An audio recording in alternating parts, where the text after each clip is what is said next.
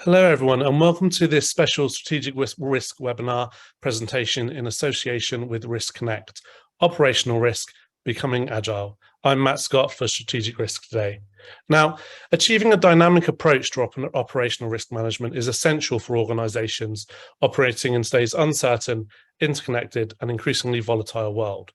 In this webinar, we will discuss how operational risk has become so much more than just a compliance or tick box exercise. Instead, there is now growing demand from the board and C-suite for more joined up thinking and real-time insights that they can use to make smarter, faster decisions.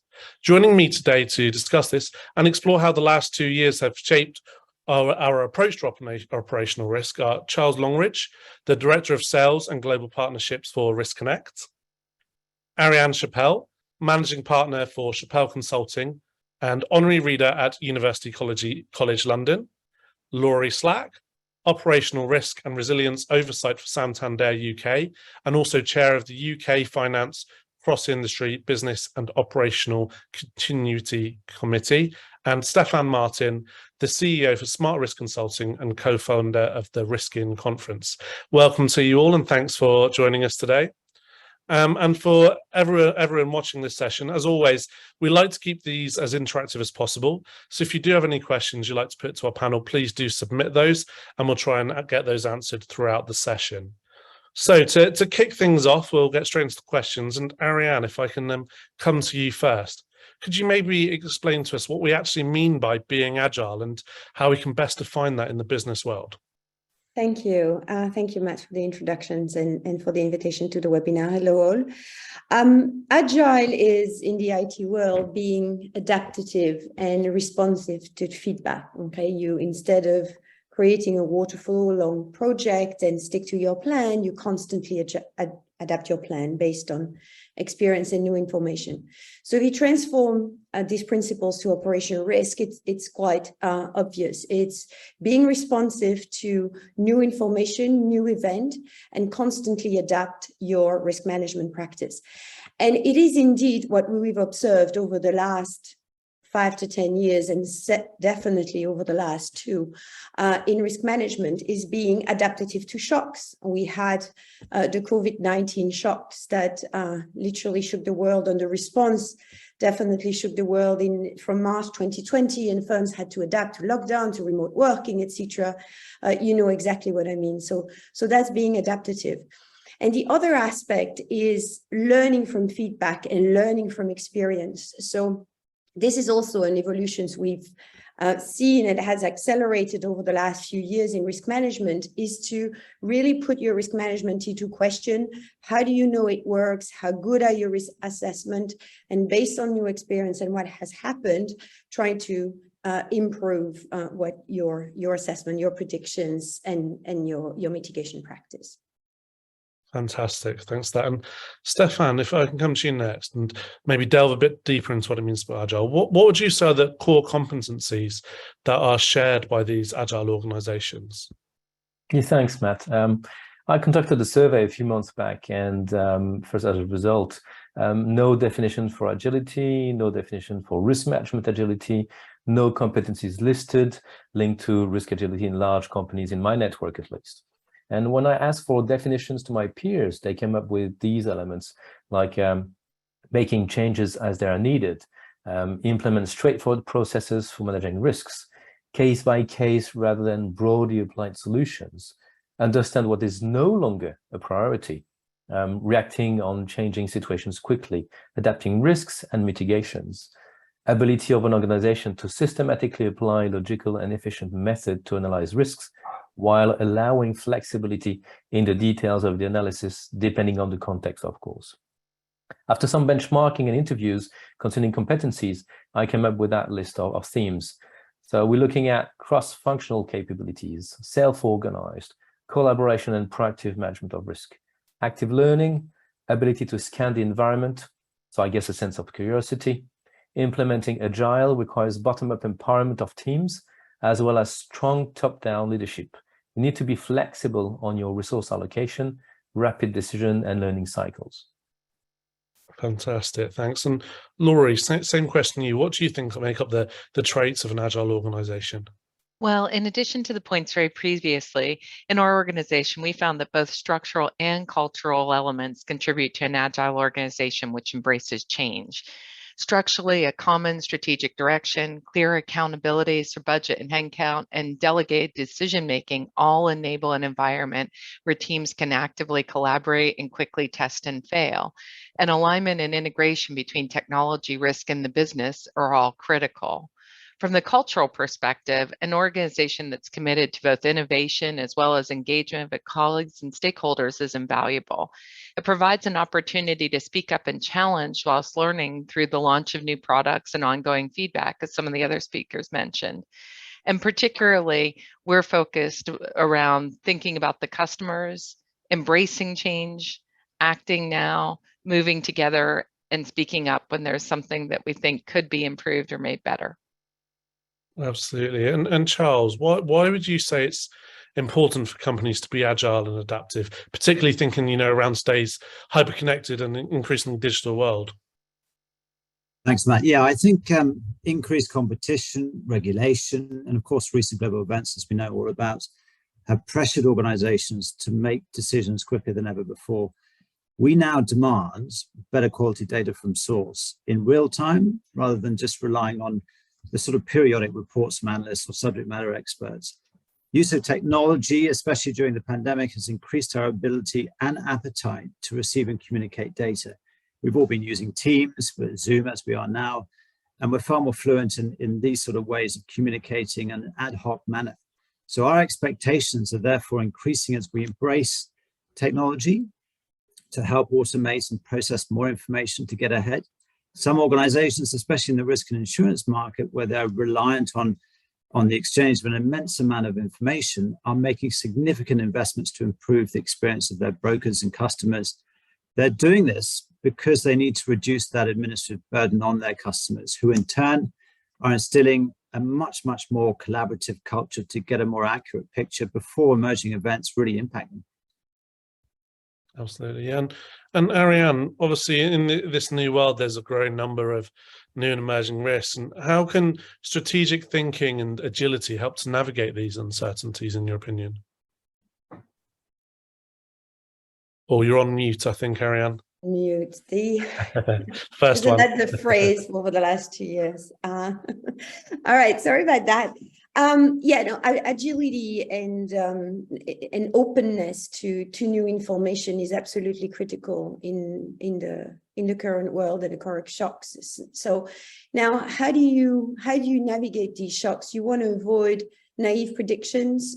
You want to avoid repeating the recent past to predict the future, which is what many organizations do, and be specific in your strategic predictions. And I'll give you an example. ESG is of course a massive topic. And I was attending a conference with, the conference and the panelists I won't name, but they were in the financial services about ESG. And my question to them was, and it was large organizations, and how do you monitor the innovations to come up with that, are you funding incubators that foster the new technologies that will massively absorb the carbon dioxide, cool down the oceans, And the response I got, I must say, was quite unsatisfactory. There was not these specific approach of solutions. There's a lot of talk that is done about climate. There's a lot of communication that is being done by a lot of organizations, but I'm still waiting to find, in some of them, not all of them, these precise approach of how am I exposed practically, and where are the solutions that I can seek? And if we talk about predictions and we're talking about managing uncertainty, first of all, you have to ask the right question. Another mini example, an insurance company I was talking to pre-COVID had, like many, climate change on top of their risk register. And we're like, well, climate change is not a risk, it's the state of fact. Now, how man-made you think it is, how urgent you think it is, varies politically and varies per observation. But this is a description of your environment. It's not a risk. What are the risks to your exposure? Is it about your portfolio, your clients, your assets? And so the more you fragment these mega problems into chewable bits, excuse the informality of my language, but I like to be clear, the more you can manage it. And that's also strategic, not because it's not because it's precise that it's not strategic.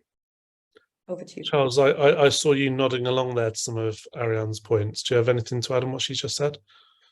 I think you mentioned ESG, and everyone's talking about ESG at the moment. And I think it's very difficult at this stage to really understand how we can collaborate together to understand what we need to do. And I know a lot of organizations are bringing organizations together to transfer information amongst clusters to respond, but also to anticipate the regulations that are coming. Not that they shouldn't be doing this anyway, but it's very difficult when there is so much uncertainty.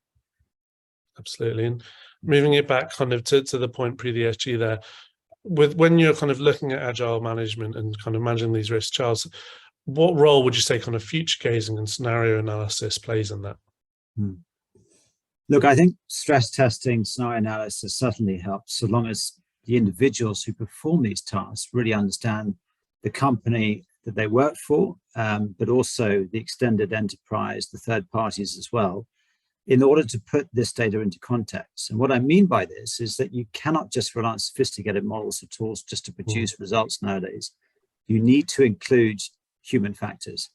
You need to put the information into context by using causal and consequential analysis. So bow tie is a good methodology for that, but also factor in velocity and proximity of risks as well. And I know a lot of people do this, but some don't, and it's good for them to be aware of what other organizations are doing.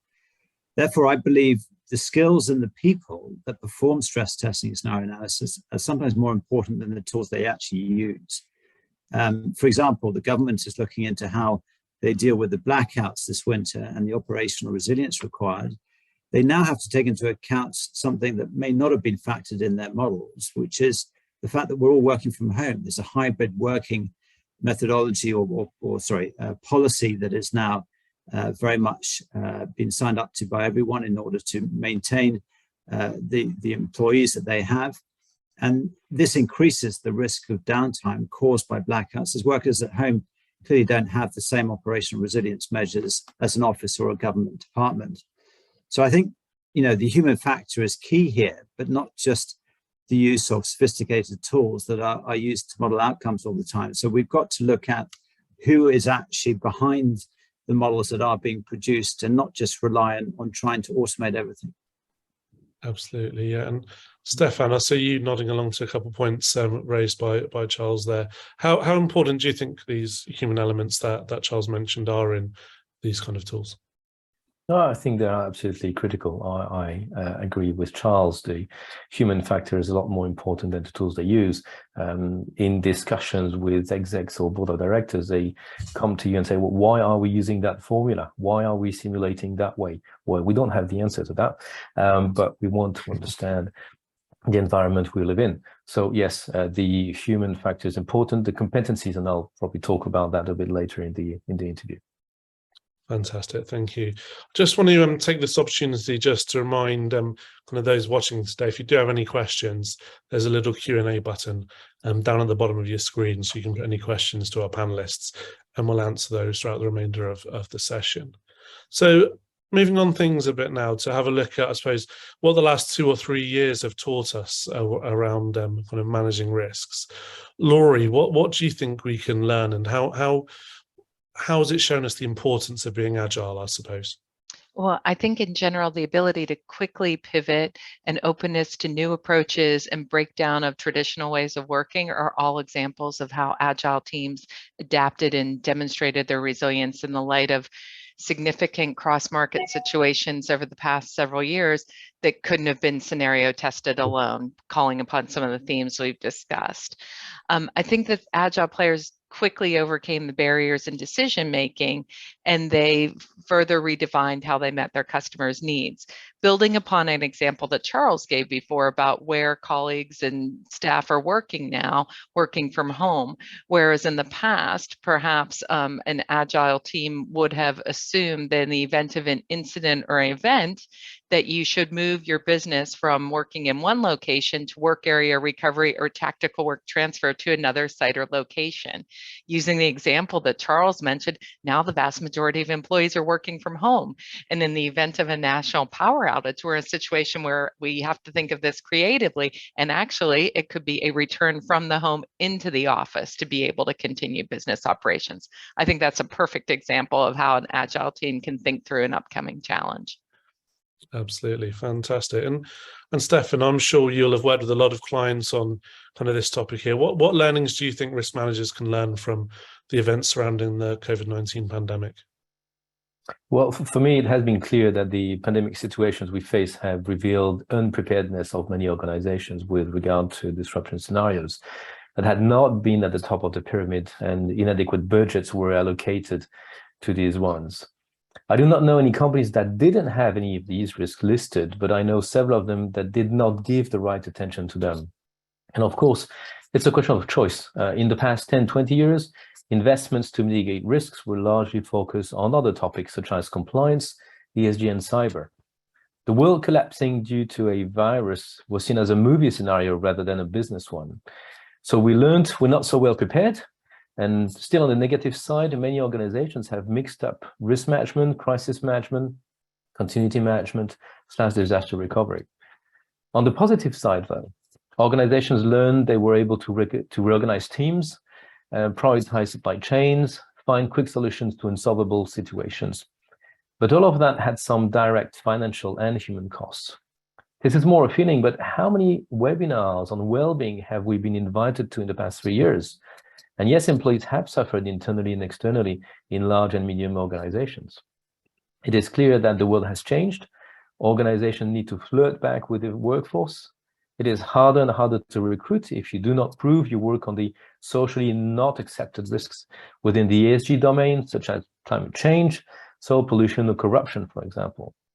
In the end, it means that risk managers cannot only focus on building yearly risk reports that would take 6 months of their time, but they need to redevelop training activities and help managers increase their risk management acumen in every topics. And again, risk managers do not yet have the right attention at exec level and board of directors. Absolutely. And Ariane, we heard there about how the pandemic was a bit of a movie scenario for many rather than a business scenario. Going forward, do you see kind of more volatility, for risk managers to grapple with? And, some of the curveballs like the pandemic, how can you anticipate them? Is it possible to? And how do you deal with that, I suppose? Yeah, let me look for my crystal ball and get back to you. No, thank you. That was easy. Now, should we anticipate more shocks? Look, the quick answer is, oh yeah, probably. But this is also my opportunity to say a little bit, a few minutes ago, I was talking about naive predictions. The human mind is very prone to reproducing recent past to predict future, short-term future. So we had many shocks since 2020, and I don't need to cite them, you all have them in your mind. So the natural prediction is, oh yeah, we're going to have more shocks. But I'll try to resist linear thinking, which I've talked about in previous sessions as well, and not not to do that. And two things that might help predictions is mean reversal and connectivity of risk. So mean reversal is basically cycles. You have bubbles and bursts on the stock markets, you have economic cycles. I used to teach, before teaching operational risk, I used to teach investments and portfolio management for 15 years. And I'm old enough to remember several bubbles and several crashes. And every time the stock market goes up, people explain to you it's a new paradigm, we're going to be rich forever. And when it crashes, it's a disaster, and we're not going to get out of it. And so, yes, there are a lot of shocks, but I'll try to be a bit more positive and say, if I believe in mean reversal, this volatility of the environment might actually calm down. Now, it's a hopeful thinking, but that's my point about not being naive predictors. Yeah. And be precise, going back to my previous point. And the other aspect is connections of shocks. People know, some of you, and hi to all the ones I know and I've seen on the list. People know I've been very vocal and very acid. The economist in me has been very negative about the political management of COVID. And it's a bit of a moment for me now with inflation and economic crisis, because a lot of these were connected. And sadly, the people like me who were very negative on the economic aftermath of COVID have just been validated now. Now, of course, there's the war and there's other conflict, and clearly the energy crisis is due to the conflict we all think about. Fun fact, not fun fact, but a fact that I've read recently that you may not know. Putin did his PhD thesis on the importance of Russian energy export. Okay, so talking about watch expert and being specific, I thought that was quite an insightful piece of information. Anyway, so back to the connectivity, and that's really important for risk managers, is look at your risk as a network of risk, just like you look at your equity portfolio as a portfolio of risky assets that occur in correlations. And I'll spare you my theory on portfolio management, but you can Google it if you want. Enfin, the theory on risk management. But as a risk manager, you really need to look at your risk as a cascade. And so if you want to predict which risk will come next, look at what the other ones could trigger. I'll stop for now. No, fantastic. Thank you. We've had a question come in on this, actually picking up on the uncertainty side of things. So this person is saying that because of that uncertainty, many companies are drifting back to a bit of a comfort zone decision making because they see it as more predictable. And they're saying that one big risk that could arise from that is the business model itself. Whose job is it to ensure that the business model is fit for purpose? Ariane, maybe if I can come to you first on that one, and then maybe go around the panel a bit. Well, I would typically put that at CEO and board level. That's where the decisions should be taken from a corporate governance perspective. I'll respond briefly on that. But it is the role of the CRO and the risk management team to raise the flags on some of the issues. And the best companies I know from a risk management perspective, you have a CEO and hopefully a board that is very risk aware and very alert. And Charles, would you agree with Ariane's statement there?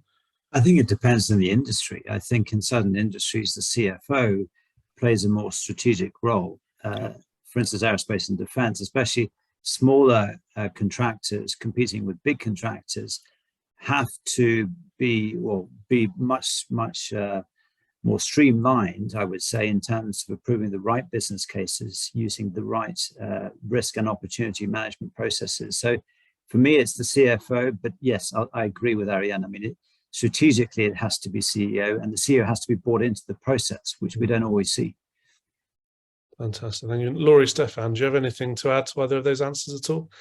Well, as I work in financial services, a highly regulated industry, when the accountabilities are set within an organization, be it finance or the chief operating officer or the chief risk officer, the most important thing is that those roles, responsibilities, and accountabilities are captured in our risk framework, because then that aligns to regulatory responsibilities in the industry as well. Yeah, I would just add the fact that when you are a listed company, sometimes the investors have a say, and we have to take that into consideration when changing strategy. But I do not agree too much that organizations are going back to comfort zone. I think they have taken extremely complex decisions in the past 2 to 3 years. So I don't think it's a comfort zone anymore. Fantastic. Thanks for that. So moving back now to, I suppose, kind of some of the issues we've seen arising from the pandemic. And Stefan, I'm thinking here about the ongoing supply chain crisis. Can you talk through maybe how different organizations and industries are responding to this, and what lessons that you've seen from that? Yeah, sure. I'm not sure I have enough insights on the topic, but I do have some discussions with some peers in major organizations, and the supply chain issue is mainly driven by, cost or price battles on limited resources or limited products. And I see a shift of budget and strategic decisions to, procurement, logistics, and innovation departments. Some organizations have set up teams to repatriate productions back to Europe, but this will take time. Some new economies are arising, like, the textile industry in Portugal, which is huge. And thanks to ESG concerns, there's a real shift of mindset, and a number of decisions linked to the choice of production now links to the carbon footprint and not just cost.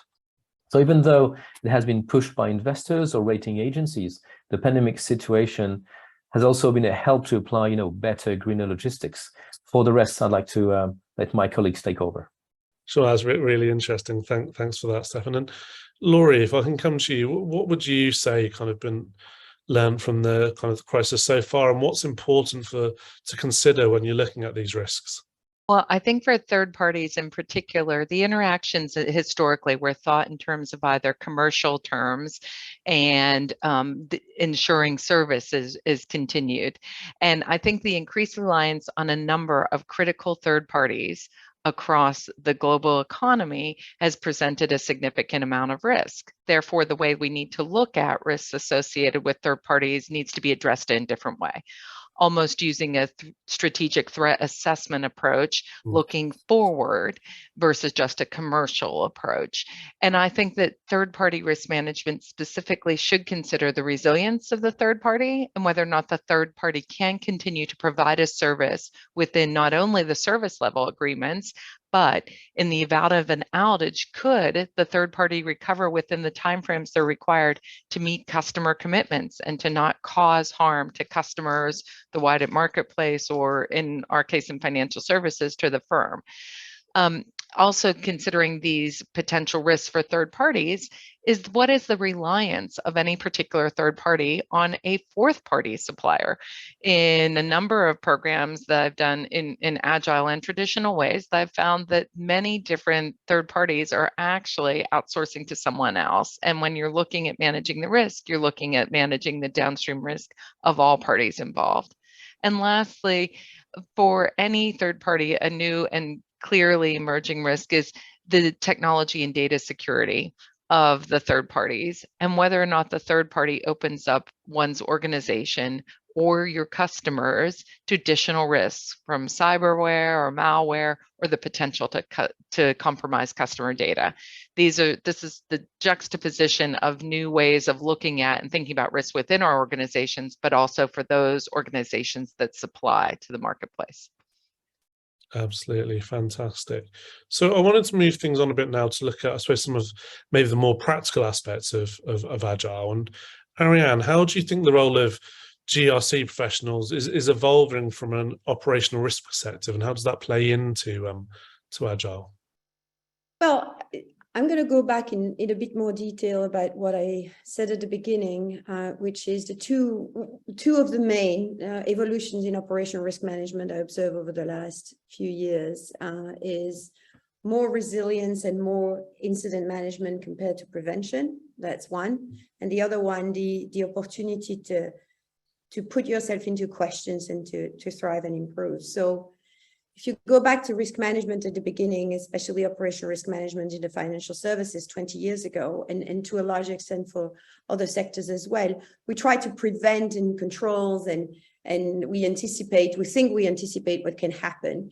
And since cyber risk, and Laurie was talking about information security specialist was like, you know what, it's not a question of if, but when. There's two companies, the good ones who know when they hacked and the bad ones who don't know when they hacked. And, we all know the example of Equifax, who took 3 months to discover a leak and then another 3 months to publish it, and lost $3.5 billion in market cap in the process, and the entire senior management. And that's one of the high profile of many, many cases.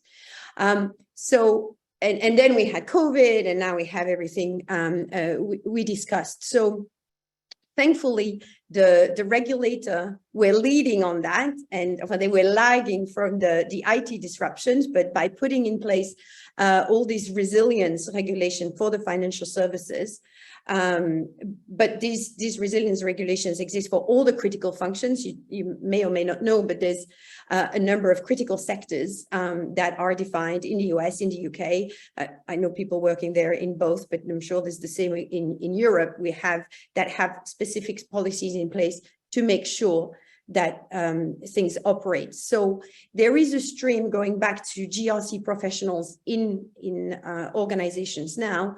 There's a clear shift from operational risk to operational risk and resilience, and resilience is completely integrated, but that extends to incident management, being quick to report. Charles was mentioning volatile analysis, understanding the causes, understanding what went wrong or what went well. And so I go back to my second point is the feedback loop of Agile. So why did an incident happen? Why didn't we see it coming? Or what worked well, what did not work well? Learn from success and learn from mistakes, and really have the effort to thrive. The best companies I know from a risk culture perspective are the ones who ask for advice or ask for improvements and ask for feedback, even though when everything goes well. There's a few companies that come to us and say, can you see what we're doing and let us know our roadmap to improve? And they don't have the regulators or internal audit on their back. They just want to put themselves into question. So I think that's a very healthy role for risk managers.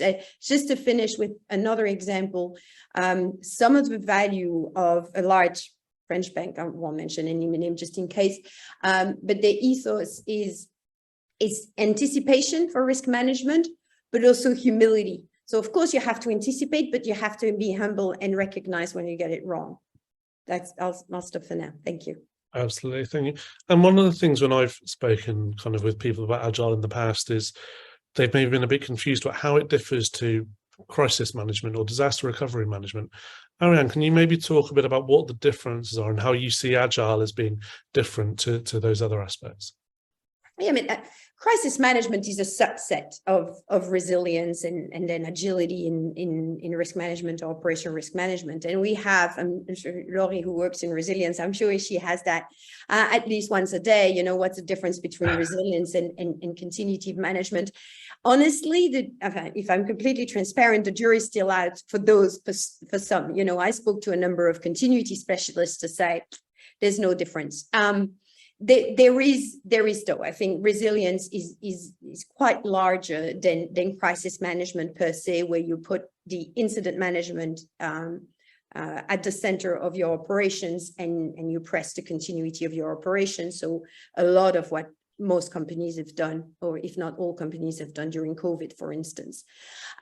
Resilience is also learning the lessons and what doesn't kill you make you stronger. Okay, Taleb pushes that with anti-fragility.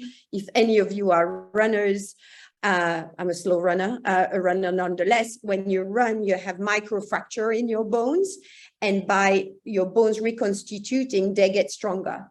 And that's the same with anti-fragility in organizations. When you have shocks, if you learn and you reinforce yourself by supporting these shocks, you get stronger.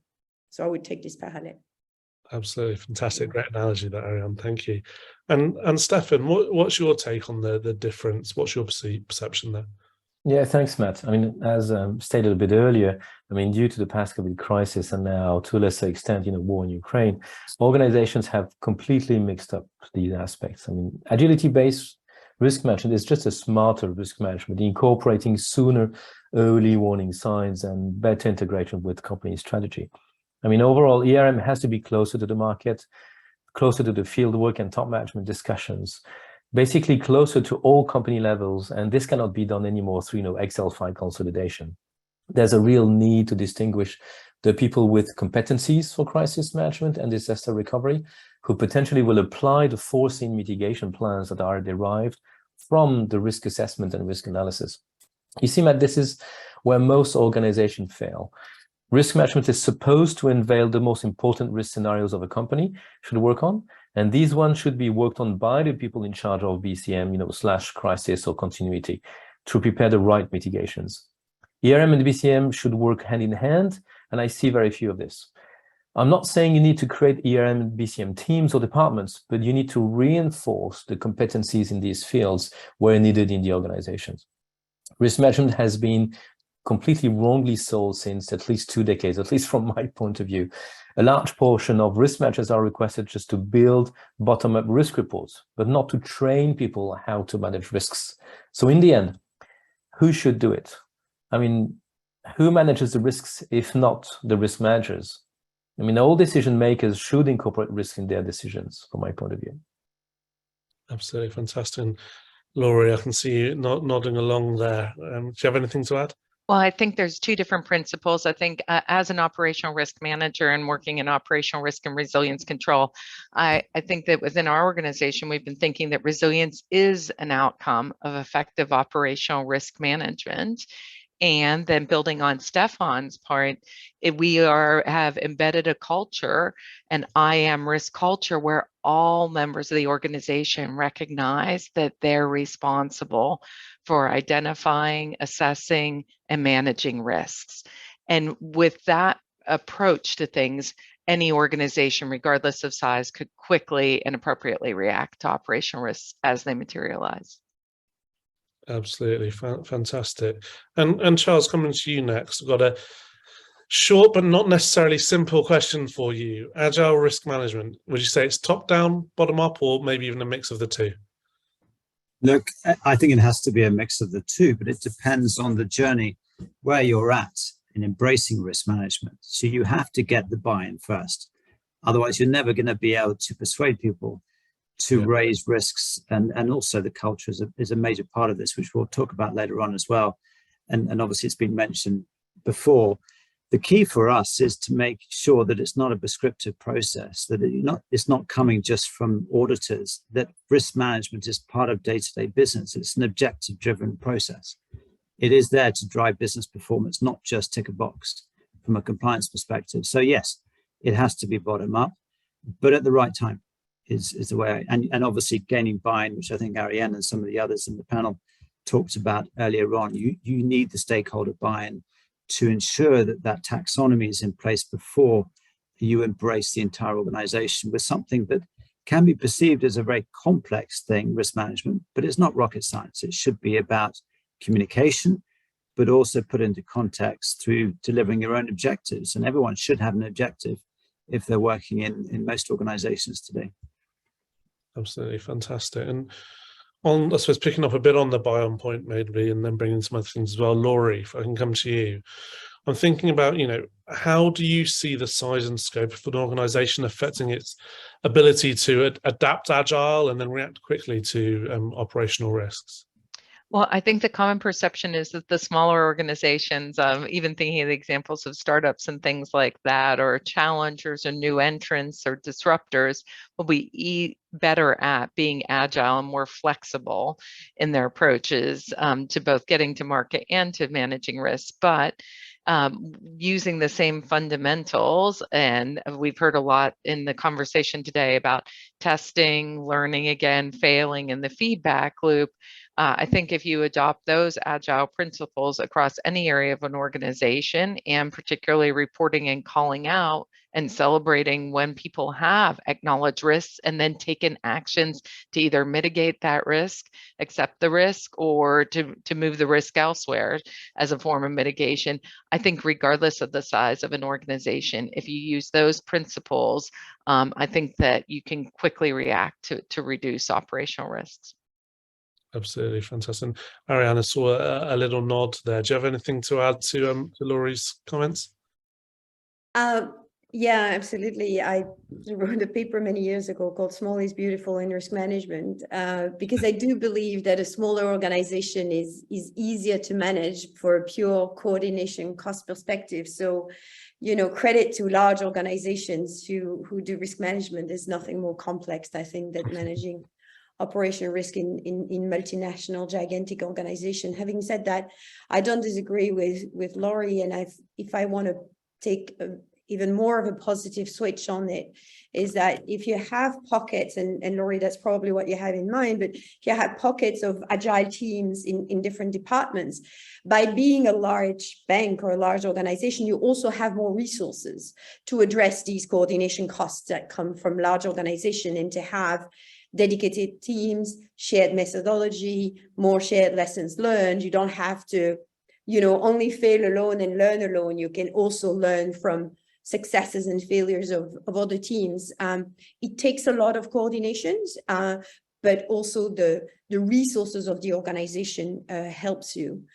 If you allow me, I would like to go back to two things that the panelists have said, Sure. because I think it's very significant to the evolutions of the different business models that we see in the financial services industry, for sure, that I know best, but possibly also for the sectors and the people affected. The one is third-party risk management. More and more, you see organizations centering, especially in financial services, centering toward their core businesses and using third-party or outsourcer to do the non-core services. So there's not much this, all potent organization, but more a series, a network of third parties. That's one aspect. And the other aspect is the quality of the tie between the third parties and the providers and the vendors is also, and obvious. So, apologies for stating the obvious, it's very much also a matter of people and how people work together. And with everything we say, and sorry to be a little bit countercyclical on this maybe, but what you said triggered a reflection to me of, do you want to work, do you need to let people work from home so that they're happy in their job and they say, etc. I don't think whether you work from home or the office will change your attachment to a company. I think what we've seen with COVID, that sort of back to basic, led us back to basic with the basics of health, and what we see with the war and what we see with the cost of life crisis, is also the importance of the values and the ethos. And I think companies and ESG, of course, there's a strong aspiration for better value or for ethical value. And I think the more a company can carry an ethos and can carry a purpose for these employee to work with, that's want to create the tie. And if we had to go to our living room because of COVID, and we'll have to go back to the office because of the energy crisis, as long as we know where we work, it will be fine. I'll stay on that. Thank you. Fantastic. Thanks very much for that, Ariane. Very, very interesting. So Charles, if I come to you next, Ariane was talking there about having kind of little pockets of agile teams working together and learning from each other. Some of the stuff, kind of when I've been looking into this, I've heard one of the big obstacles is when you have silos that don't necessarily cooperate together, be a big barrier to introducing agile risk management. How do you go about kind of challenging and breaking down those silos, I suppose, so an organization can remain agile and put those kind of, I suppose, practices into action? Yeah, I mean, firstly, I totally understand where Ariane's coming from the experiences of working in partnership, but also selling to organizations that are huge. It's very, very difficult to be collaborative in some ways. And in some cases, there has to be Chinese walls in between certain functions and departments where they can't communicate. But risk management's been around for years and years. And for me, the greatest obstacle still is not knowing about the risk. So it's got to be down to communication. If we can somehow break down silos within organizations and make the process more collaborative and accessible to those that need to make decisions, which is where technology can play a major part. For instance, moving away from spreadsheets is a classic example, or better still, moving away from the back of a cigarette pack. Stop being reactive. Being proactive is key here. But the key thing is, whatever system you do implement, it's got to underpin and evolve with the framework. And to do this, it's not particularly easy. I remember selling our risk management solution to a large aerospace defense contractor, and the same came up with a big process manufacturing company. They made it very clear to us that a system is not technology.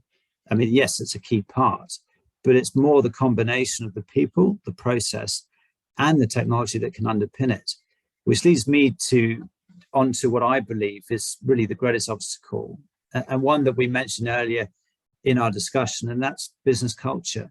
From a top-down perspective, we have to instill the right culture, but be conscious of the people that work for us. Humility was a word that is rarely used in risk management. And thank you, Ariane, for bringing that up, because it's a great word. I don't know what the French word is for that in translation, but it's a good English word, and we have a few. But in this case, I think business culture needs to change first in order to remove silos of risks. Organizations must move away from that, from just a top-down prescriptive process, which we talked about, to allow bottom-up communication from operations, third parties as well.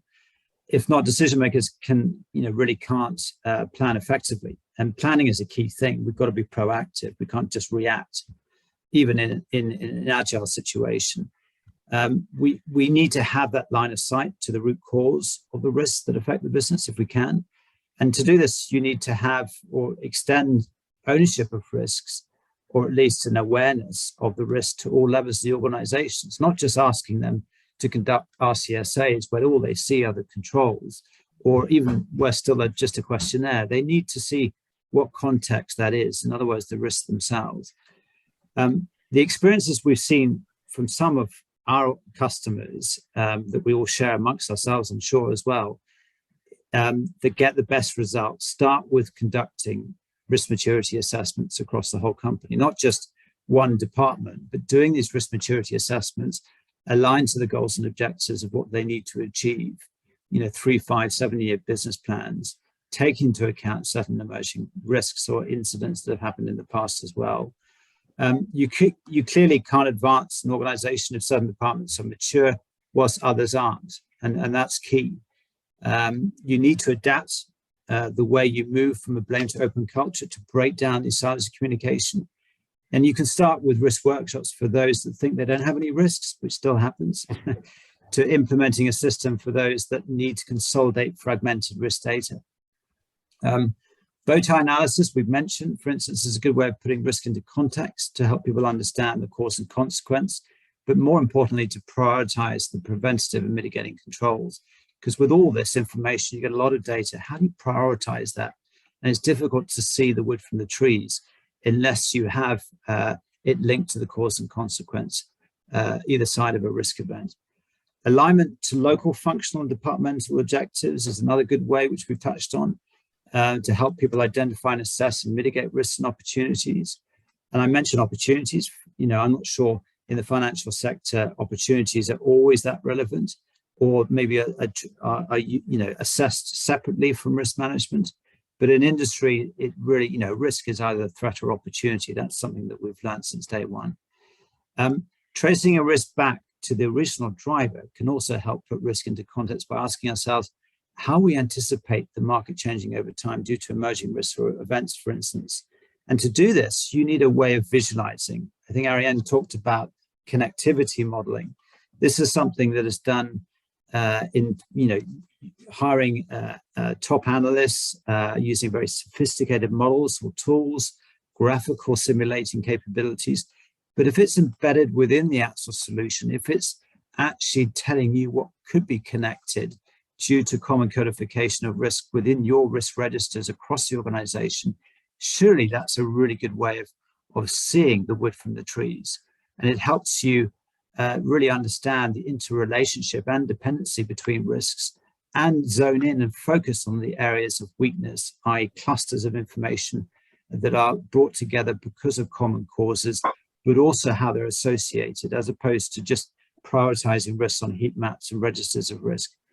I think, finally, 3 last points. Interaction through mobile apps to verify controls, especially on site, can be really useful. IT operations, but also when looking at third parties, giving them some device if they're working with very important assets, even to the extent that I know they do this in mining industry, where they go on site, they scan a QR code or put their job description number in, and they're presented with a questionnaire that relates directly back to the controls that should be in place. And if they're not, they're given a stop work notice. And that doesn't just tick a box from a regulatory standpoint, it also gives them heart and mind that they feel safe in the environment they're working in. I don't know how useful that is in the financial services space, but it is an easier way of getting them to contribute to the risk management process and taking ownership, which we've discussed. Other methods, chat lines within risk management systems, especially if people aren't too sure before they acknowledge or attest to whether the control is working or not, is very useful, which is all part of communication. All these examples, I think, are ways that that we have seen to remove silos of data that inhibit the benefits of a single view of risk, allowing us to become more responsive. Absolutely. Thanks for that, Charles. And I just want to pick up a bit on the culture point you raised earlier on in your answer there. And Laurie, I know you're within a big organization yourself looking at these kind of things. How important is the culture to the work you do? And what do you think makes for an effective workplace culture for this type of risk management? Well, I think it's two things. I think it's an open culture that has a clear set of objectives that we all share and a common guiding operational risk and resilience framework that is understood by all. Very simple, as I was saying, that within our organization, it's the mantra, I am risk, that every person knows that they're responsible for, and that is part of our operational risk and resilience framework. So I think regardless of organization size, building upon Charles and Ariane's comments that you break into smaller, more agile teams, at the base, you need to have a framework from which we're all working collectively. Fantastic, thank you. We're getting towards the end of the session now, but we've had a great question come in from someone listening, and they've said that they're seeing two facts coming out of the discussion we've seen today. And that's a focus on inside-out risk management, but maybe forgetting a bit about the outside-in view and the use of foresight. So I suppose the question on that side of things is, does the panel think that agility might be better supported through foresight management and company purpose business models, and looking at kind of how purpose can drive companies forward? I don't know, Stefan, maybe if I can come to you first on that one, and we'll take a few other views then after that. Yeah, sure. And just before answering to that one, just going back to things that I've heard, and I hear a lot in the jobs we're doing all together. I think we hear a lot about breaking silos. And a few years back, we were using these words extensively, and I don't like the word breaking silos. And sorry, Charles, for that. But so in my email signature, it says bridging silos. So instead of starting breaking because it's quite negative, let's try to be positive and let's bridge silos within the companies we work with. And I think everybody would agree with that. And if you don't agree, it doesn't matter. But I suddenly agree, Stefan, and I'll make a mental note of that one. So let's bridge silos. That helps a lot in many organizations. Yes, great question from the audience. I think I'll answer that way. Risk management is a competency which is not yet at the right level in organizations. We know that strategies are very often, written by big four companies, and I have nothing against them, but it's very often decided outside the core teams, and then it's submitted within, the inside with execs and board of directors. I believe that we can do a lot more internally, and we can help people being more agile, risk aware if we train people. I believe that we don't have yet the right people at the right levels, because risk management is, let's say, taking over little by little, but is not well known in terms of the theoretical point of view. So we all think we know about risks, but very few of us have been trained about risk management. And I think this is missing at the top of the organization. It is very difficult to go at the board and say, you don't know nothing about risk and I'm going to train you. Let's hear about the theory. You can't do that. People know better than us. But little by little, members of boards are shifting and changing, and people are moving up the pyramid of the organizations, and people that have been trained to risk management are now audit directors, and they become little by little very important, and they go to higher up in organizations, and risk management is going up because or thanks to these people. So it's in terms of competencies, and these competencies have to be factored in the strategy discussions, business models, or whatsoever. But it's a competency problem. Fantastic, thank you. We're getting near to the end of the session now, but Charles, Laurie, or Ariane, do either of you have anything to add on that final question there? Yeah, sure. On the outside view, I think it's true. We spoke very much from an internal perspective, but you also have the risk talking about theory or human bias, behavioral biases. You also have a risk of myopia or confirmation bias. So you are in your organizations and you will violently agree with one another. That's in a good word. So it's very good to have a confrontations to other ideas or to external parties. That's point number one. But point number two is it exists a lot, especially in the financial services. And I don't have share in ORX, I couldn't anyway, and I just know them well, but ORX.org, that's the consortium, the data consortium for operational risk. They have 104 members made of all the large banks and insurance companies. I don't know if Laurie wants to comment on that. But banks and financial industries do compare themselves to their peers. They do have forums and conferences and watch like hawks. What are the other risks and events that occur? You have industry group for cybersecurity. So there's a lot of industry comparison, and that's very healthy.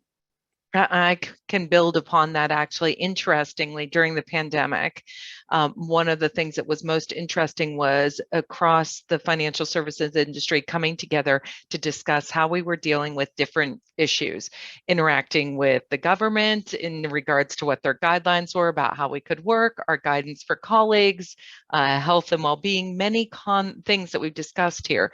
And to work in that way, which was truly agile, where competitors came together to share best practice to keep operating under challenging environment, was a very good experience. And it was very different than, at the time I was business continuity manager, it was very different than just pulling out a playbook or a business continuity plan, but rather getting together with my peers and saying, we don't know how to address this, how should we come together? So completely concur. Fantastic. Thanks for that, Laurie. Well, I think that was a great question a great question, sorry, to end the session on. So thanks to whoever that was putting that one in. I'd just like to finish by thanking our panelists today. So thanks to Charles Longridge from Riskonnect, Ariane Chappelle from Chappelle Consulting, Laurie Slack from Santander, and Stefan Martin from Smart Risk Consulting and the Risking Conference. Thank you to all of you for joining us today, and thanks for tuning in to watch as well. I'm Matt Scott for Strategic Risk. Take care. Thank you. Thank you very much. Bye-bye. Take care.